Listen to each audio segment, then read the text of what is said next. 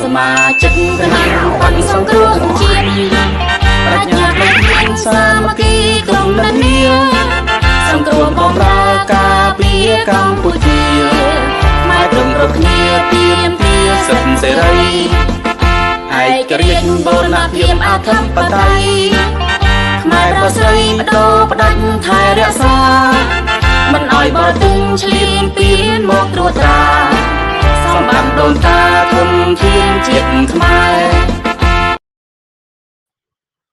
Good evening. My name is Linda Wu. Chumrip Suo, and thank you for joining our show tonight. This is Khmer Youth Voices for Justice. This is part of the CNRP America live show. Tonight or today is March 18, 2021. I am live from Los Angeles, California. You're going to really enjoy tonight's show. We have three wonderful guests. They are very involved and also very outspoken in our communities. So our topic for today, celebrating Asian American Pacific Islander Heritage Month, and also we will talk about Stop Asian Hate. We're going to share the important thing on both subjects, and also we will share our input. So three of my guests and myself will share our input regarding both topics. But before we start, please help to support our petitions at change.org. Please help to share, and also please help to share and sign the petitions ending impunity for justice in Cambodia. Your support is really important in finding justice for victims of state-backed killing in Cambodia. Together, we will end impunity for justice in Cambodia. I have a short clip. Please watch the short clips detailing our plan to find justice for victims of state-backed killing in Cambodia.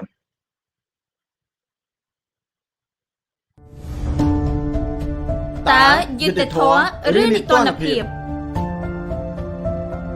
លោកបណ្ឌិតកែមលីជាអ្នកស្រាវជ្រាវការអភិវឌ្ឍនិងជាអ្នកវិភាគសង្គមកើតនៅថ្ងៃទី19ខែតុលាឆ្នាំ1970នៅឃុំលាយបូ តើយុត្តិធម៌ឬនីតិរដ្ឋភាព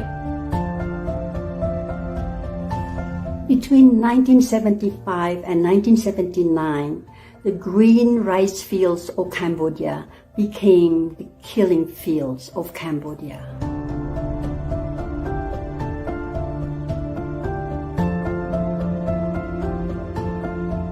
Over 2 million lives were lost, including the lives of my own parents and many of my relatives. The Khmer Rouge wanted a society that is equal according to them. We still live and we are haunted with the legacy of the Khmer Rouge, which is the culture of impunity that continues to exist in Cambodia today. It is for this reason that we have started a campaign, worldwide campaign, a campaign to end impunity in Cambodia by seeking justice for cases, for the executions, for the killings that are organized, that are backed by the state. Among those cases of state-backed killings are the killings of Chea, a very famous trade union leader, Bisep Pilaka, a ballet dancer, of Kemley, an independent analyst, of Chutvuti, a well-known environmentalist, of Venerable Sun Won-thun, who was advocating for the monks to have the right to vote, including workers who demanded fair wages.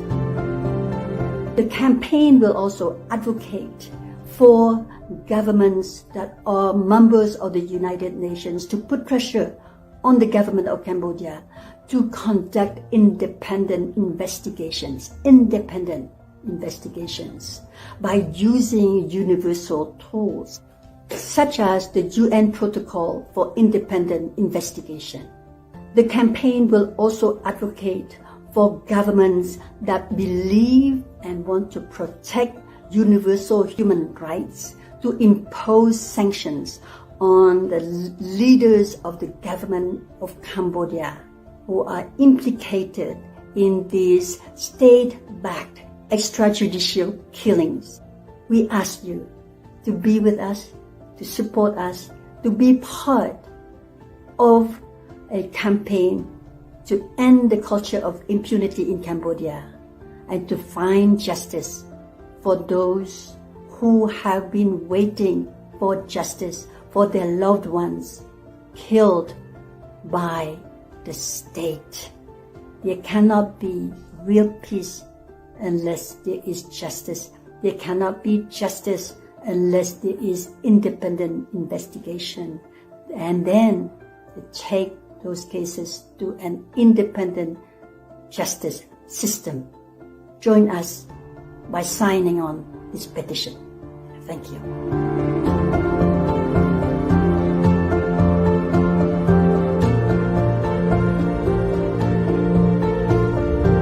យើងរួមគ្នាបញ្ចប់នីតិរដ្ឋភាពដើម្បីយុត្តិធម៌នៅកម្ពុជា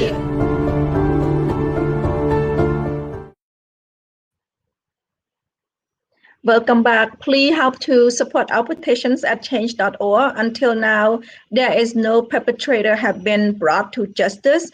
So please help to support our petitions by signing, by sharing, and by encourage friends and family to sign our petitions. As of a couple minutes ago, I checked the change.org. So far we have 83,267 signatures. So your support is still your support and share the petition is very important. I will add the link later on to the chat, so that way you can directly go to the link and go to change.org to support our petitions. Thank you and welcome back. Let's meet my three wonderful guests. I will bring them out one at a time. I'm so excited. They are such a wonderful woman and also such a wonderful young man that I'm going to be here that you're going to meet later on today. Let me add Bong Susie ជំរាបសួរបង ចាជំរាបសួរលោកស្រី Linda Uja. How are you doing? I'm doing very well. Very nice weather today in New England. I am honored to be here on the show tonight. Thank you, Susie. Susie, she is the Vice President of the CNRP Women's Affair, and I do work under her and I work with her. She is wonderful. She's outspoken and she's representing the community. So I cannot ask for anybody out to be here better than you, Bong. Thank you very much. It's quite an honor for you to say those kind words to me. Thank you very much. Thank you. Let me have my second guest. Her name is Amy Chea. ជំរាបសួរ Amy. Hello. Hi, everybody. How are you? I'm doing well. How about yourself, Linda? It's I'm nice to see you again. Thank you for being here. This is your second time. Yes, my second time. I'm very excited to be back. Thank you. Let me tell a little bit about you. Amy is a program officer and a small business advisor. She is in New York City right now. How's New York? How's life in New York? I mean, life in New York is great. As Susie said, it was a beautiful day, so I've been really excited about the nice weather. I got a dog a few months ago, so it's been nice to be able to go outside and take some walks and get away from my computer, because all I do is sit in my room, my computer working, and so it's nice to get outside. But it's been nice in New York. Things are starting to feel better, like the spring, like real spring. Oh, good. I'm glad to hear. It's a little hot over here too, but it's always hot. So I'm not complaining. I'm not rubbing it in, but you're bragging. You know what? May is not bad. It's July and August. That just cannot brag anymore. That's just so hot. So that's right. That's get very well, hot. Thank you being here today, Amy. Welcome. Thank you. My last guest, his name is Sammady. So Sammady, how are you? Cannot hear you.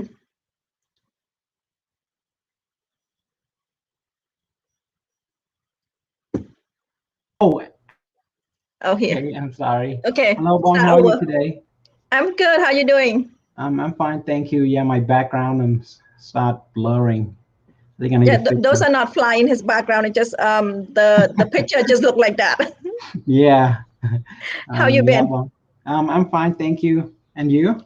Good, thank you. How's final? Are you done with final, or you still have a couple classes to go, or are you done?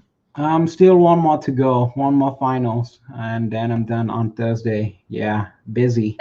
And then Busy how long will week. you be off until you get back to, hitting the book?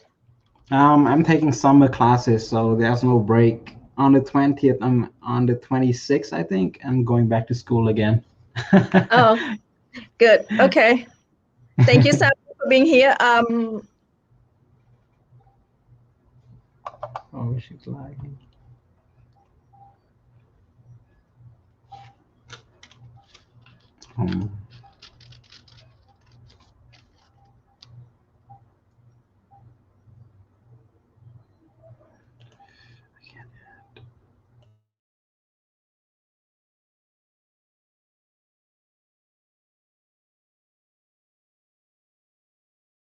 I think Here, so you are representing the male. I think she's lagging.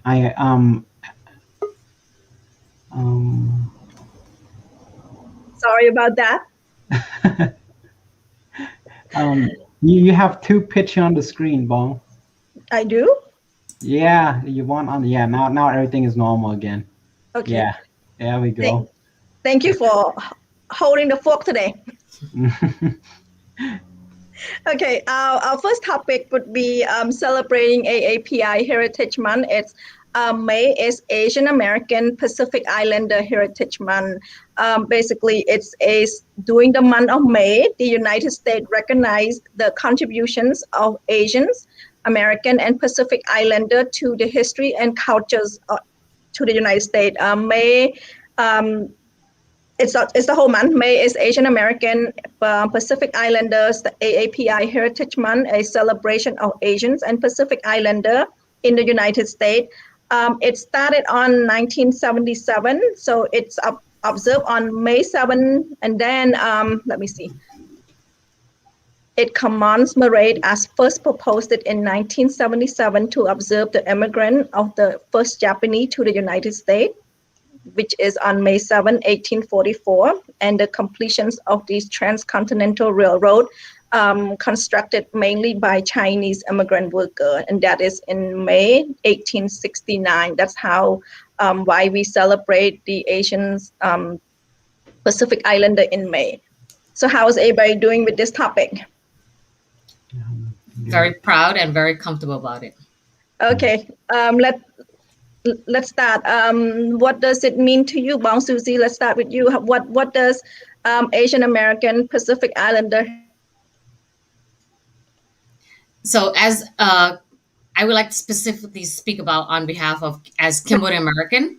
I'm very proud to call myself Cambodian American, not first generation born American, but naturalized citizen. And because the fact that celebrating Asian American Pacific Islander is to us, it's a nice foundation as to bring us as not, we consider ourselves Cambodian American, but we are under the continent of Asia. So having been known as, when we fill out our forms, we consider ourselves as Asian or Asian Pacific Islander.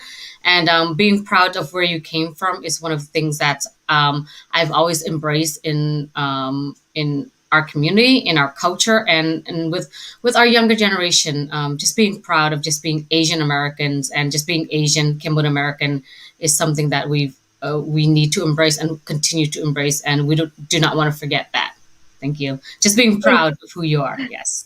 Thank you, Bong. Let me have Amy answer that question. What does Asian American Pacific Islander Heritage Month mean to you, Amy? How proud are you?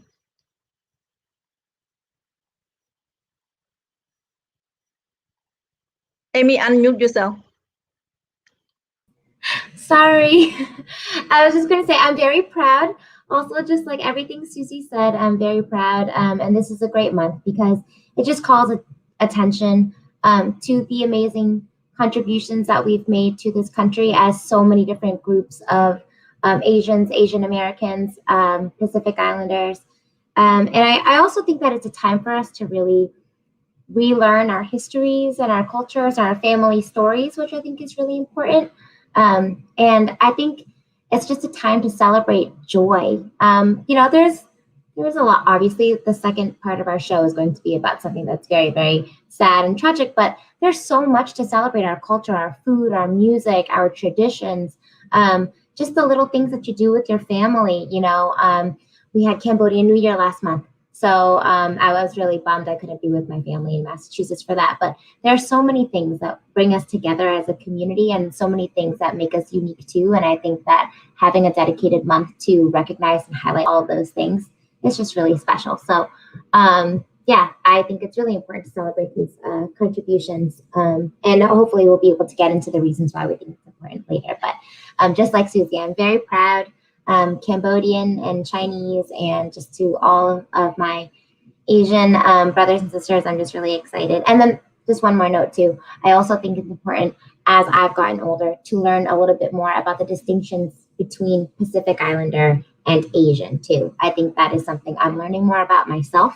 And so I think it's a good time this month to relearn those things. Thank you, Amy. Let me add Sammady. Sammady, how has our heritage shaped the person you are today? Just the cultural and identity, my ancestor and my parent generations who bring me here. So that's what I think it is, just culture and identity. Since I don't really have a lot to say, I don't want to repeat the same thing. Okay, thank you, Sammady. My next question would be for Bong Susie, because she is in the education background.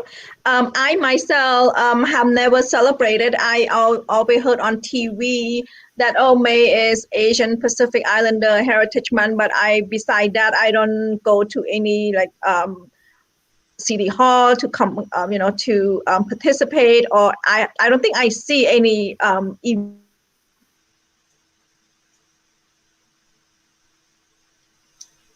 involved with children daily. Do you celebrate with the kid in class with the kid in class? Yes.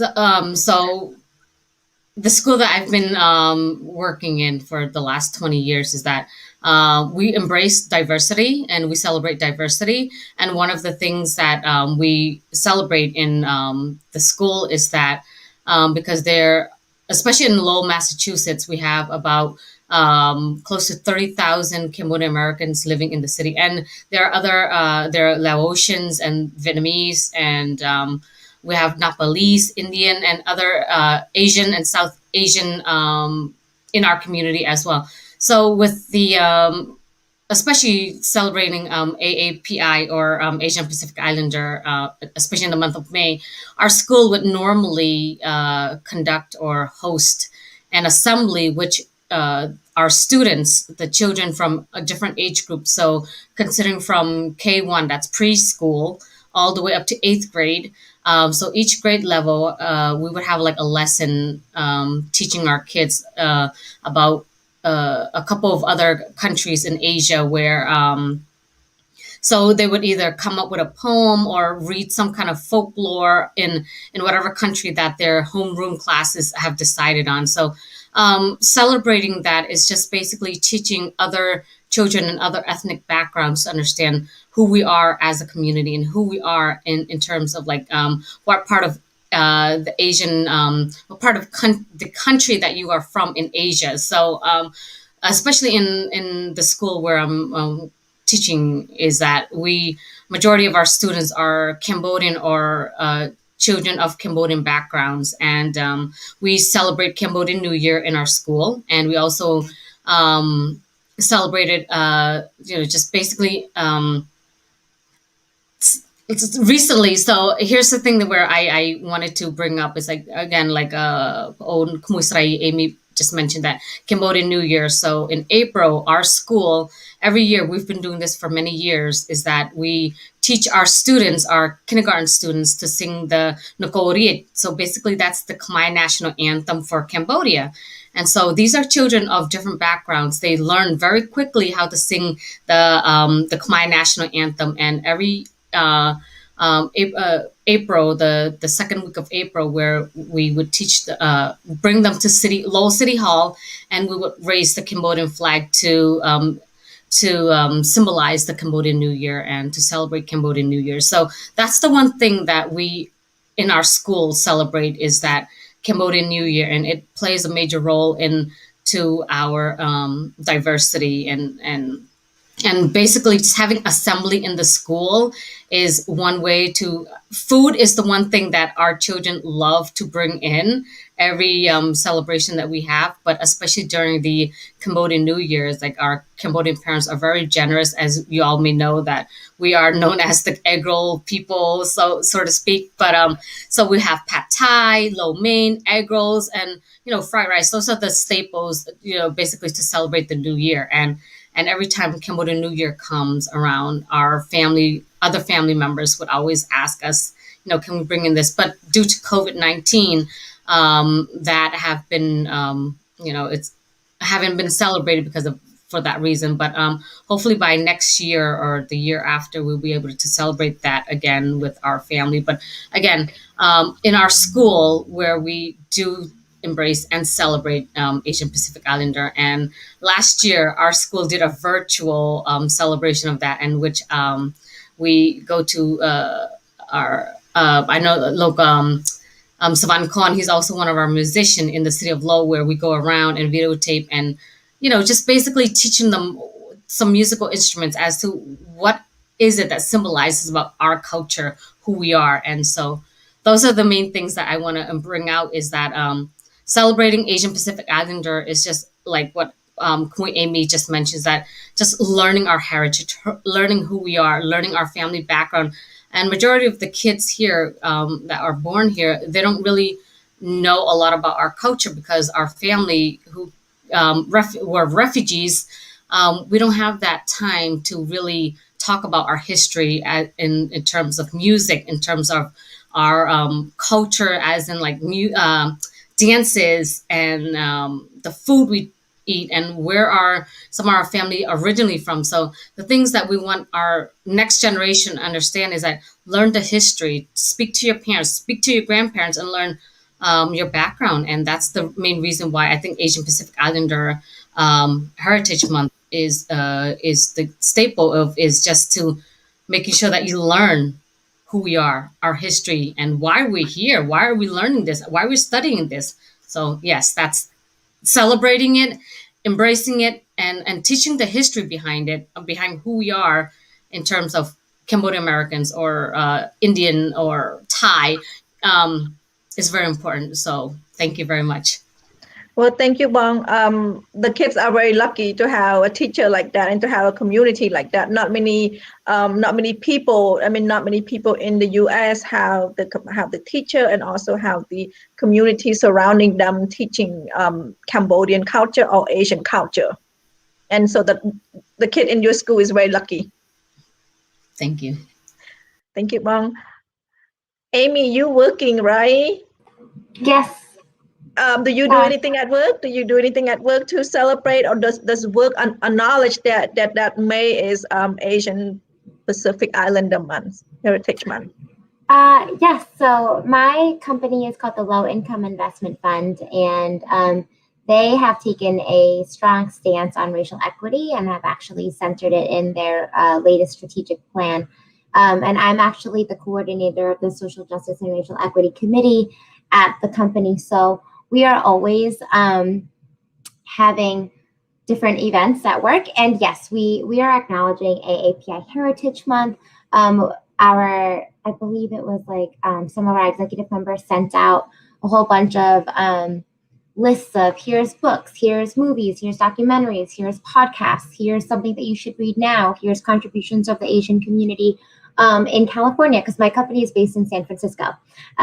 So Linda, next time I'm out there, I will make a trip to come out and see you. Yes, so we work with a big Asian community out in the Bay Area of San Francisco. So we are always honoring that at work, and I think it's really important to do that. My company is, I think it's close to 25% Asian, so it just helps us feel seen at the institution, helps us feel supported and valued as colleagues and as major contributors to the work that we do, not just at the company, but in our communities. So yeah, it's been very special. I'm very fortunate to be able to work at a place that really puts such an emphasis on racial equity and on charged issues. You know, when after the shooting in Atlanta, for example, like I was given days off of work, you know, I was given time to just heal and recover, and was given a lot of support from people in the company just calling to check in or saying, hey, you know, let me buy you some coffee today, or lunch is on me, and don't worry about this email, I'll take care of it. So those big things and small things, they all add up. Yes, I agree. Anything at all, it's adding up. Just the care and the concern from the community, anything at all. Thank you, Amy, for sharing. Let me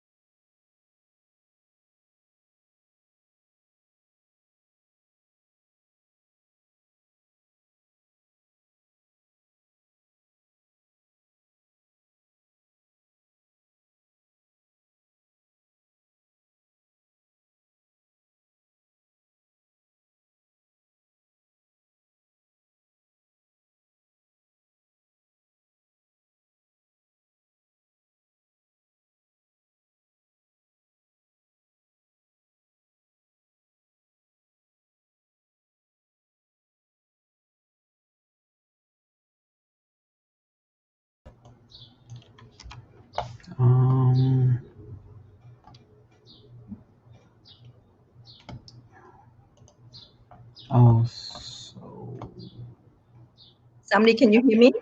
Yes, well, hi. Where's my Sorry, screen? I have a technical difficulty. Sorry, our audience. My internets keep going in and out, so sorry about that. So how does being Cambodian mean to you?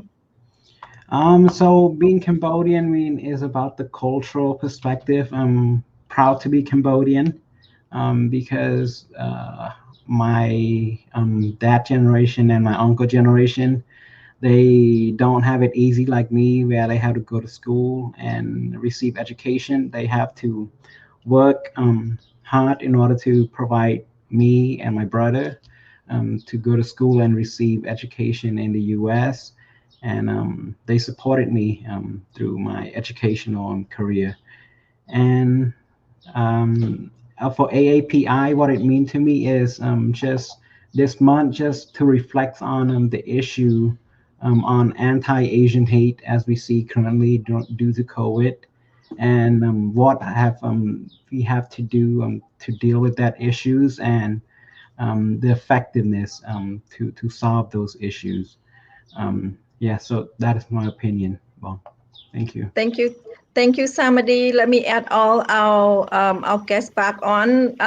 We're gonna thank you for sharing on the Asians American Pacific heritage. I mentioned already that I didn't go anywhere to celebrate. My team does not embrace it, and also so I'm glad that you share what you experience. Also, especially Amy, it's very important that the community, basically that the work is acknowledged, and the work also realize that we do have a heritage, even though we are a small portions of the populations in America. And thank you, Bong, Susie, for sharing what you do with the children, and also that's very inspiring that the kids are so lucky to have you as a teacher.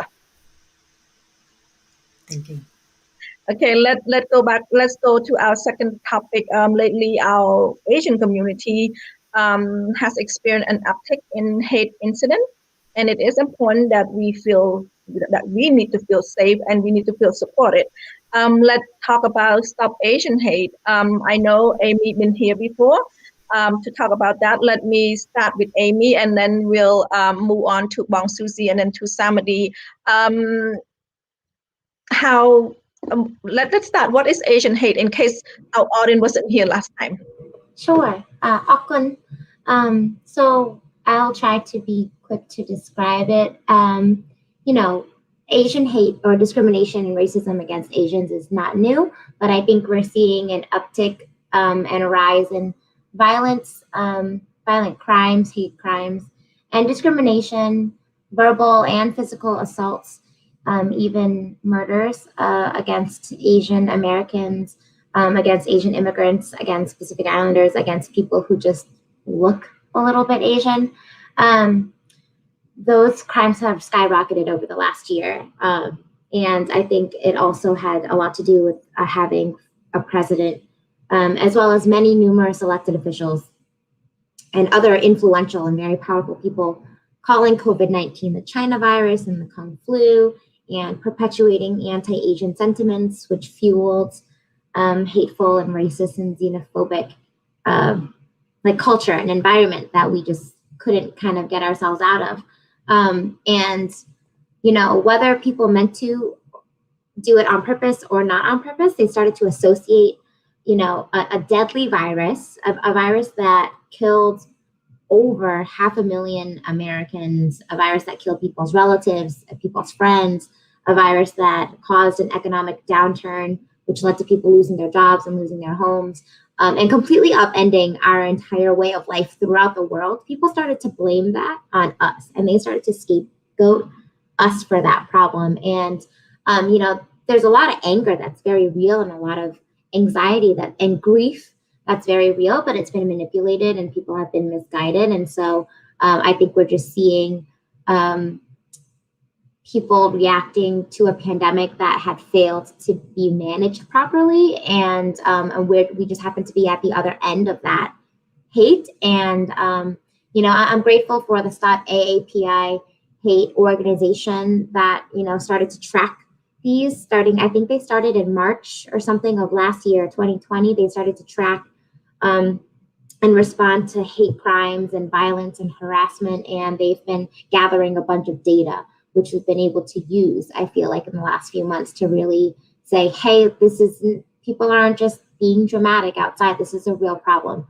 So I think we're just seeing a lot of a violent display of hateful rhetoric coming to life. And we're standing at the intersection of many of society's problems. And so, yeah, in New York City, where I live, I think from 2019 to 2020, the hate crime rate against Asian Americans jumped over 800% or something. I mean, it's just kind of crazy. I'm not going to lie. I feel a little bit nervous to go out. I feel like every day I read something about somebody getting hurt in New York City. And often sometimes it's the elderly folks, which is just, I think, I don't even have words for how horrible that is. But a lot of it's also being targeted towards women my age, 30-year-old Asian women getting their backpacks lit on fire at the subway station that I was at yesterday, or, crazy stuff like that. So it's frustrating, but at the same time, I don't want people to be hurt. I don't want people to be killed, but I'm glad that people are paying attention to us, because we've been saying these kinds of things for a long time, and nobody was listening, and everybody ignored us and erased us, because that's what people like to do with Asian people in America. But we're not gonna stay silent. So it's been a crazy time, but I'm seeing a lot of solidarity and support and a lot of growth, and I feel some hope. Thank you, Amy. That's a very good explanation of what is AAPI hate is, and then thank you for that really truly explanations. Let me have Bong Susie. Bong Susie, have you experienced any hatred toward you, or do you know anybody personally that got hurt from this? I agree totally with how what Amy mentioned about how, especially the spike in the Asian hate crime just recently, especially during the pandemic.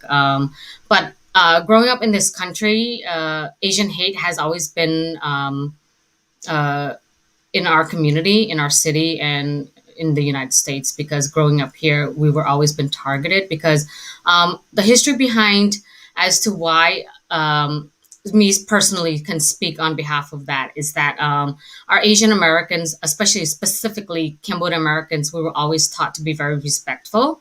I mean, that's in every culture, but especially in our culture, is like we were told that, you know what, if you see something, you know, you kind of have to mind your own business, because we are taught to be respectful. That's one. Two, it's like if it's not really if we speak up, something bad might happen to you. So you see something bad happen to the person next to you, and you see them getting hurt. It's like if you speak up against that, you might be targeted as well. So that's how we were taught. We were taught to be silent, because if you think about how our parents that came here, they suffer from PTSD during the Khmer Rouge. So coming here, we're just trying to live and we're trying to survive the country that we do not know of. And we were just basically, I don't want to use the term throw to this country, but technically we were, you know, especially my mom's generation, my generation. I came here knowing very little English, and you know, I was lost in translation, where I know very few words of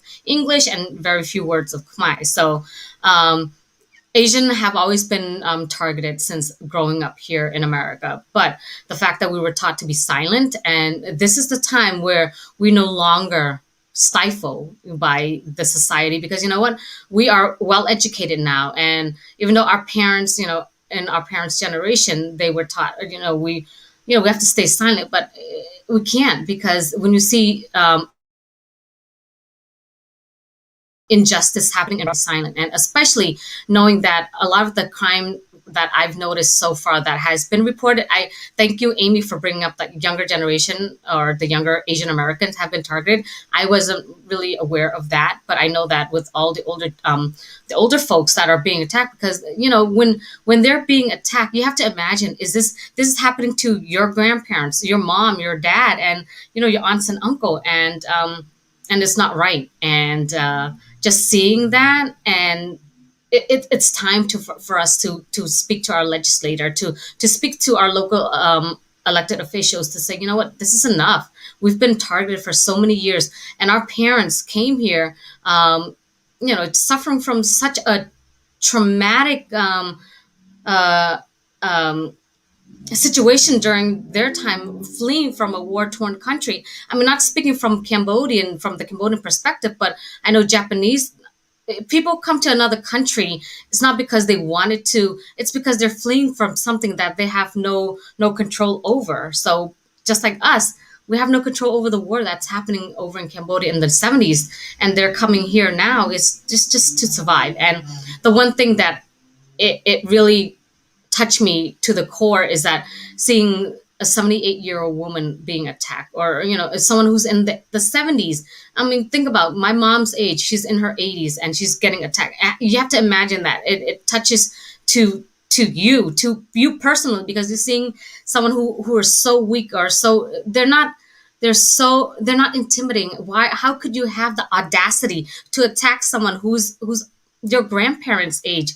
And again, I've been involved. So just recently, the last month or so, that I've been involved in just helping out, advocating for the Stop Asian Hate with Lowell and our area in the East Coast. And we, a few weeks ago, the East Asian, every Asian stop the, I forgot the last term, but East, EAST, is the term where every Asian needs to stand together to fight this hate crime. And it's true, because you know, I understand that Asian is a big term, but you know, we all come together to stop this. You know, who else is going to stand up and advocate for you unless you stand together as a community, as a whole, to stop this? And again, being silent and standing there, being a bystander is not helping the cause. So you have to speak up. That means the younger generation, like Amy, like Sammady, like myself, like Linda, anyone that can speak the English language, advocate for our parents, advocate for our grandparents. They suffered enough. we need to stop that, and it's not okay, and it's not right. We have to stand up for them. So thank you. And you can see from my background, we have to be very proud of where we came from. And this is why we have it here. Because Cambodian, we are very strong. We are resilient. And you know what? Angkor Wat is built on very big, strong boulder. This is before our generation. And if they can build that, we can also build and make sure that our community stands strong, stand firm, and stand up against these hate crime towards our Asian brothers and sisters. And for you, if you can write letters to your congressmen, congresswomen, senators, anyone that's willing to listen to you, do that. And it's not wrong to speak up for your rights because, it's under the constitutional rights. Thank you. Thank you, Bong. Let me have Amy to add what can be done to make our community safer, Amy, because Bong, Susie also to write, to call. So do you want to add anything? What can we do? What can the younger generations help the older generations, the one that doesn't have any voice, the one that doesn't speak English, and we as the next generations, we speak English. What can we do to help? Sure. Thank you so much, Akun. And thank you, Susie. I feel so fired up and pumped. So first of all, everybody do what Susie says. Second of all, I think to Susie's point, and to yours, Linda, when we know the language of this country, when we speak English, we learn the stories and experiences of our parents, of our grandparents, our aunts and uncles. We take the best parts of our culture and we move them forward. One of the best things about being Asian American is that I can take all of the greatest things about my Eastern culture, my Asian culture, and all the best things about my Western culture, my American culture, and blend them together. And I think that other things that we can do to make our community safer is to educate. So, while it isn't our job to teach non-Asian people about our experiences, because there's plenty of literature out there, I do think that it's important for us to talk to our friends and our family and our close circles and people that we trust and people who look to us for information, and talk to them about what it is like to be an Asian American in the United States. Talk to them about Asian American history. Talk to them about the model minority myth. Talk to them about how, the model minority myth is a tool of white supremacy to keep Asians fighting other marginalized communities like Black communities and Brown communities, when in reality we should be, forming coalitions with Black and Brown and other marginalized grassroots groups. So I think education, solidarity with other groups. I think empowering communities with support and resources. So finding your local community-based organizations that are supporting the Asian American Pacific Islander communities. And there are plenty of nationwide ones. There's plenty of local ones.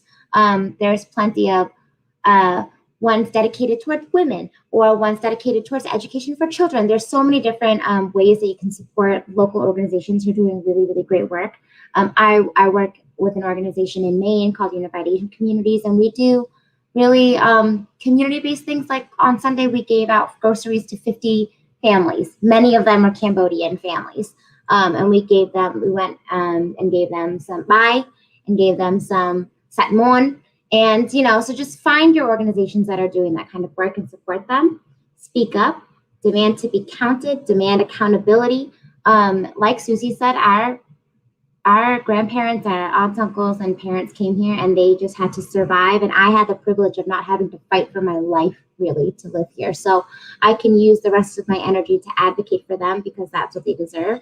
They fought so much for me just to be here and to live in a high rise in New York City. So what am I going to do from the comforts of my home? I should be fighting for my people and my parents. And just, when you do that, when you take a stand for yourself or you take a stand for your family, you've got your entire family behind you, right? Like, I have a voice and a body to put on the line. I have to protect my grandma. I have to protect my yay. I have to protect my parents. So if it's not going to be us, then who is it going to be? So it has to be us. In addition to education, I think we should know our rights. We should spread that knowledge and Something else, if you want to feel safe, I mean, really attend bystander training and de-escalation trainings. That's a piece of advice I'd like to give to everybody who's listening. There are a lot of really great bystander trainings right now, because when you're caught in a situation out in public, especially, it's so easy to freeze. I will admit, I was on the subway a few weeks ago and an incident happened, and to be quite honest, it all happened really fast, and I'm not exactly sure. The two people that were kind of targeted were me and another man who happened to also be Asian. So I don't know. But I will tell you that in that moment, I was so scared that something was going to escalate and that things could potentially get violent that I just froze in my seat. But there was another man sitting across from me on the subway who saw what was happening, and he just tapped his seat next to me and told me to come sit next to him because like there was a situation going on the subway, and I was very close to it and kind of in the middle of it. So that person saw me and was an active bystander, and he just said, "Hey, I see what's going on. You can come sit by me." And also in that situation, I think a man had gotten spit on, and so I handed him a wipe. That was an active bystander move right there. So there are trainings that will teach you kind of the many different ways that you could help in a situation like that. At the very least, having that knowledge, I think, will help you feel empowered and hopefully a little bit less frozen in that situation. So yeah, I don't want to take on too much time, but there's a ton of resources out there that we should look to learn about what we can do. And I really, really advocate for speaking to our elders as well about different policies and the different ways that we can reimagine community supports, and get away from the scarcity mindset that says that there aren't enough resources for all of us in the community, because there are. We just have to untangle that web. Well, thank you, Amy, for sharing that personal experience on the subway, and thank you to the man that look out for us, and that's what we need. It's not our job to educate everyone, but at least it's our job, and also people should have compassion to know what's going on, to be aware of their surrounding. And this is the reason why we brought the subject up today, because lately that's what happened, and also for our community to be aware as well that it's out there. There's people out there that does not mean good toward us, and we should be aware of that. And thank you, Amy, for that personal experience. Thank you. Sammady, what can be done in our community? I know you and I, we live in Los Angeles. We don't live where a lot of stuff that's going on. We live in a quiet community. But looking at the news and looking at what Amy is talking about, what Susie is talking about, what can be done in the community to make it safer? Can you unmute your microphone? Yes. So the first most important thing is say something, do something. And because of what is happening toward hatred between Asian during this pandemic, some people experience significant psychological trauma, often presented as PSD, anxiety, and depressions. Like Bong Amy said on the train, we get funny look at us because we are Asian and people is afraid of us. So like the guy, he sees something, he do something to help the situation because to protect her, and also to stop Asian hate. The strength is to use social media platform in spreading awareness for this matter, like Black Lives Matter, where we use social media, especially Instagram, as a platform to spread awareness, and also to make this relevant, like on the news. CNN, for example, they have a lot of view count. They should put that on the news and let people know. And the youth has to become aware of their situations, to be involved, to unite it as one. So all race matter. That is my opinion. So the most important thing is to see something, do something, instead of staying quiet, like the guy in front of I think the store in New York, where I'm just watching an Asian lady getting attacked, step on without doing anything. Instead of helping, he just shut the door, try to close the door on her. So this is not the appropriate actions to stop Asian hate. That's what I have to say. Thank you. Thank you, Sammady. Let me put all my guests back on. My last questions. I want some hope. What do you hope for? What do you see in the, like, what do you hope for the Asian, like our community? Basically, you don't want to talk about Asian community. Let's talk about Cambodian community. What you hope to see in the coming year? Let's start with Bong Susan. Oh, Bong Susie. Well, you know, for me, it's just not hoping, it's actually taking action.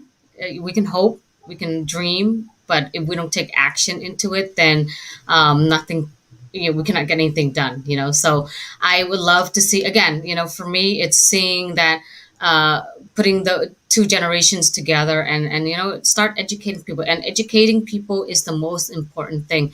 And people, you know, there are people, if don't get me wrong, it's like a lot of people actually willing to learn and listen, but it's just that we're so timid as being Cambodian, that we're so timid and we're not very outspoken as other cultures or other communities are. We are afraid to speak up and speak the truth. And that's where I don't want to blame our parents, or I don't blame our older generation, is that we're just so afraid that people look down at us at the fact of the matter is like we've been through a lot, and if we teach and let them know, hey, this is my history, we are resilient, and seeing that we've been through a lot of, you know, of turmoil, and you know, it's things like this. It's the very small things that actually touches people. You know, there are people that I know I personally speak to that, you know, once they see beyond my skin color, my appearance, when they get to know me for who I am, they learn, and they're willing to, you know, once they get to know you as you, they're actually there to support you and willing to advocate for you and be that voice for you, be that strength and your support system. And that's the thing where our older generation, they need to learn to at least speak up or speak to us in order for us to be able to teach and embrace who we are. And I love using the term embrace, is because we gotta love who we are. We gotta love where we came from, because you know what, being Cambodian, we are strong, we are powerful, we are very sincere. We're you know, we are very loving and caring people, and seeing that our older generation are scared to share that within, we have to get them out of that comfort, that level where it's okay to be you. It's okay to, and again, it takes a very long time for myself personally to be comfortable to speak out and to speak up, you know, as in terms of being Cambodian. I just feel like we are so lost. We're trying to assimilate with the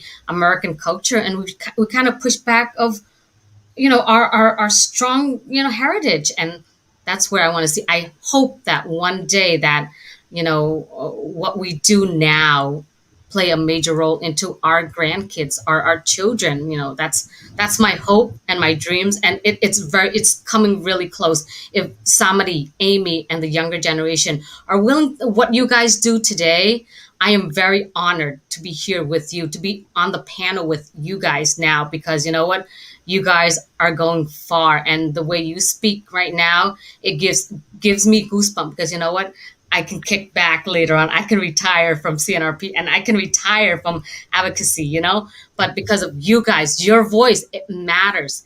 We are no longer silent. Your voice matters. Embrace it. Okay. Thank you. Thank you, Bong. Amy, let have some hope from you. What do you see? What do you see in the Cambodian community in the coming year? Well, thank you. And thank you for that, Susie. I am so thankful to be able to learn from so many great people, especially everybody on this call.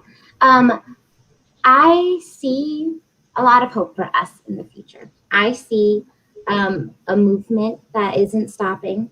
I see a racial reckoning in this country among all of our different groups here. So I see if we focus on solidarity with all of those groups, and we unify together, and we unify as Asians, and we unify as Black and brown and gold and everything in between, against systems of oppression that keep us all down, and that benefit from keeping us separated. if we can band together and fight against those systems, I see a lot for us. I see the Asian American community becoming more politically charged. I think in the last election, we were the racial group that grew the most, I think, in voter registration. Like I know, for example, that my parents had been citizens of the United States since they arrived as refugees back in the 80s, but they didn't vote until 2016. I think that was their first presidential election.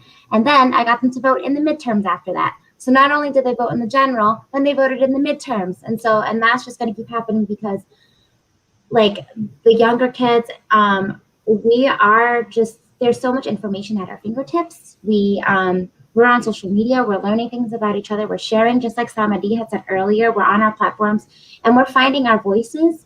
But to Susie's point, it took me a long time too to find my voice. But I think that I know for me, myself, I've been afforded a privilege to be able to speak up because I know that our parents and grandparents were traumatized for speaking up to authority where they were and under the conditions that they lived in. So if you spoke up against authority, bad things happen to you. But, here we're protected by our Constitution and I can say whatever I want. And I will use that power and to advocate for people who are needing it. We have to be the voice for the voiceless here. We have the tools and we have the privilege, and I want to spend that privilege how I can. So I see us being a very politically active group. I don't see us stopping. I see our movement growing, and I see us making ourselves seen, making ourselves visible, because for so long in this country, they just wanted to tell us that you're invisible. Yeah, we see you. Yeah, whatever. But just stay over there. You're not really part of the issues in America. You're not even part of the Black America versus white America fight. You're nowhere in this fight, but we are. We exist in this country. We've contributed to this country, and we're not going anywhere. So they tried to keep us out, literally through legislation. They tried to write acts to keep us out. They tried to make it so that we couldn't vote. But here we are. We're here. We're voting. We're going to be running for office. We're going to be active politically, and I'm excited to be part of it, and I feel very, very blessed and grateful to be part of it. Thank you, Susie. Okay, thank you, Amy. I'm sorry. Okay, Sammady, you the voice of the man today. So, what do you hope to see in the Cambodian community in the coming year?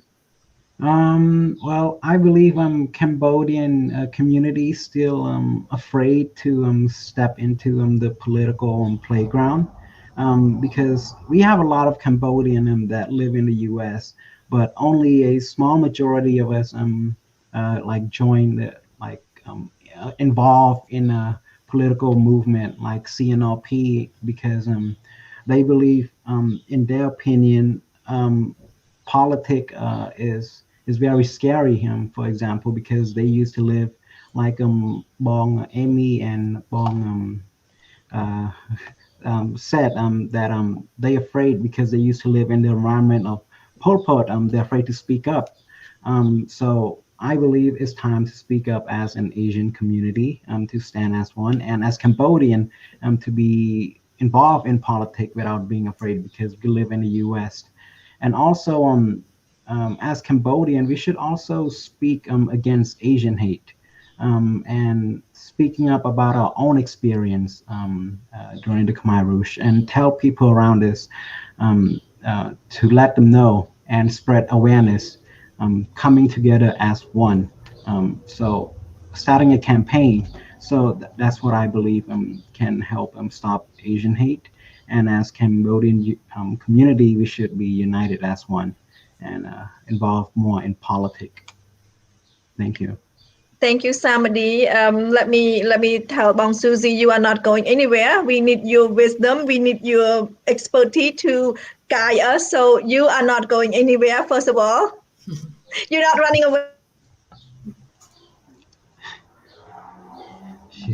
I'll be the advisor. That's in the near future. But yes, again, for me, it's seeing you guys, your faces, and stepping into the political realm, and it's something that our especially Cambodia, it's like the older generation are afraid to get involved in yeah. Yeah. Yeah, we're having some tech issues. So yes, so I'm gonna speak. Getting to know you guys and listening to your input on our situation and the Asian hate, it's really good. It's a fresh air knowing that your generation are willing to use your voice and to use your English language to advocate for our parents and our grandparents. Yeah. Thank you all three of my guests for being here today. Thank you. We learned a valuable lesson on Asian American Pacific Islander Heritage Month, and also we learned on Stop Asian Hate. Most importantly, we learned that our voices matter and we must speak up against hate crime in our community. We have voices. We need to be voices for our family, for our friend that cannot speak. I am thankful for all of you that been here, and I'm thankful that your voice amplify who we are as an Asian American and also as a Cambodian American. So for that, I thank you. And to our audience, I am sorry I am in and out with the technical difficulty, but you are hanging with there. And thank you, my guests, for hanging there with me. ចាអរគុណច្រើន អរគុណច្រើន អរគុណ Okay, and see you next time. See you next time